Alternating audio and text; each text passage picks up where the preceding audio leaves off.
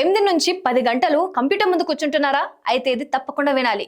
55 గంటలకు మించి కూర్చుంటే గుండెపోటు, పక్షవాతం వచ్చే ప్రమాదం పెరుగుతుందని నిపుణులు హెచ్చరిస్తున్నారు. ప్రస్తుతం చాలా మంది ఉద్యోగులు రోజంతా కంప్యూటర్ ముందు కూర్చొనే పని చేస్తున్నారు. ఆఫీస్లోనే కాదు, ఇంటికి వెళ్ళాక కూడా మొబైల్, ల్యాప్టాప్లకే ఎక్కువ సమయం కేటాయిస్తున్నారు.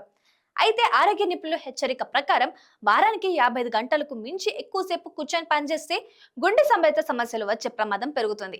గుండెపోటు, పక్షవాతం వంటి తీవ్రమైన ఆరోగ్య సమస్యలు రిస్క్ కూడా ఎక్కువయ్యే అవకాశం ఉందని చెప్తున్నారు.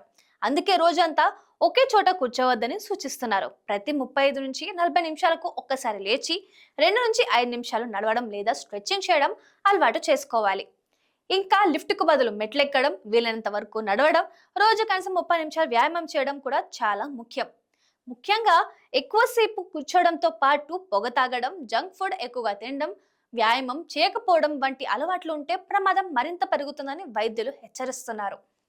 కాబట్టి పని ఎంత ముఖ్యమైనదైనా కానీ ఆరోగ్యం అంతకంటే ముఖ్యం.